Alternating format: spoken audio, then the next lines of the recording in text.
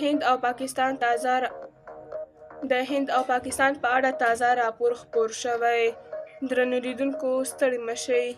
له هغې وروسته چې د هند تر واک لاندې کشمیر کې 26 سیلانیان ووژل شول، دا دویم ځل دی چې د هند او پاکستان پولساتي سرتېري پر یو بل د سپکو وسلو ډزې کوي.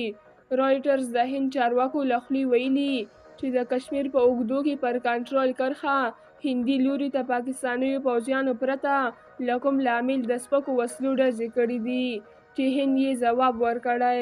تر اوسه د دغو تبادله شوو ډزو له امله د مرګ ژوبلې راپورونه نه دي ورکړل شوي. هند د کشمیر په هلګان پیښې پړه پر پاکستان اچولې چې له امله یې د دواړو هیوادونو اړیکې د جګړې تر بریده ترینګلې شوي دي. له برید وروسته دواړو هیوادونو یو پر بل بېلابېل بندیزونه لګولي او خپلې ډیپلوماټیکې اړیکې یې تر ټولو ټیټې کچې ته راوستې دي. پاکستان خپل فضايي حریم د هندي الوتکو پر مخ تړلی او د هند 1980 زېږدیز کال د انډس سیند تړون چې د دواړو هیوادونو ترمنځ د اوبو ویش تنظیموي ځنډولی دی.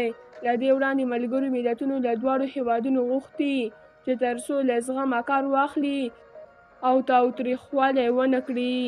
په اسلام آباد کې د روسیې استازولۍ خپلو وګړو ته خبرداری ورکړی چې پاکستان ته له یون کولو څخه ډډه وکړي.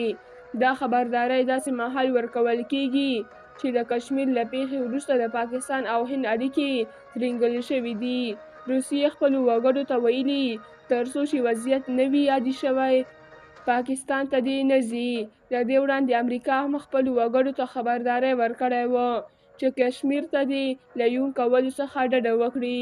که څه هم د هند او پاکستان اړیکې د جګړې تر بریده کړکېچنې شوي دي، ورته مهال ملګرو ملتونو له دواړو هیوادونو غوښتي چې له کچې ډېر زغم وښیي او له تاوتریخوالي څخه دې ځانونه وساتي. درنو لیدونکو له ملتیا مو مننه.